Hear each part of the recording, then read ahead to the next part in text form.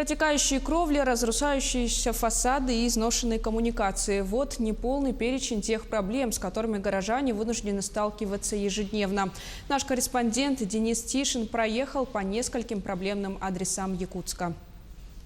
Наш телеканал уже рассказывал о плачевном состоянии дома 30/1 по улице Ярославского. Грибок на стенах, ветхая кровля и изношенные коммуникации. В прошлом году в доме начался капитальный ремонт. Однако проблему многострадального дома и его жителей меньше не стало. Скорее наоборот. Здание продолжает медленно, но верно разрушаться.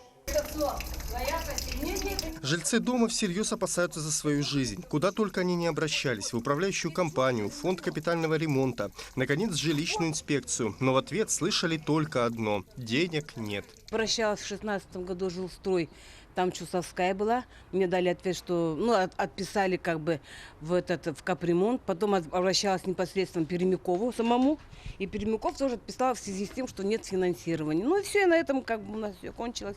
Нет финансирования, не можем ничего сделать. Еще один проблемный дом расположен на проспекте Ленина, в 2 шагах от окружной администрации Якутска. Его жители жалуются на ужасное состояние фасада и затягивание сроков проведения капитального ремонта. Как вы видите, дом снаружи весь уже обшарпанный, штукатурка вся обваливается.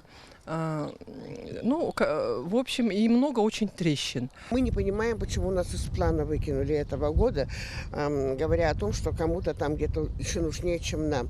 Но если вот это дом по улице Ярославского 30/1, с которого мы в одной связке бежали в 2018 году, у них был капремонт и у нас, то им почему-то делали опять через 4 года внешне, так сказать, пудрили этот дом, а наш так и остался. В региональном фонде капитального ремонта признают затягивание сроков ремонта и недобросовестность отдельных подрядчиков. Сегодня в фонде капитального ремонта всего 4 инженера по строительному контролю.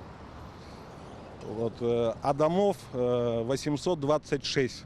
Это 2019 год. Вы можете себе представить, какая нагрузка ложится на этих инженеров. По информации регионального фонда капитального ремонта, в этом году только в Якутске запланирован ремонт в 225 многоквартирных домах. Однако из-за нехватки финансирования проводить необходимые работы будут только на 65 объектах. Остальные отремонтировать не раньше 2020 года. Денис Тишин, Георгий Охлопков и Дюлустан Иннокентьев. Якутск.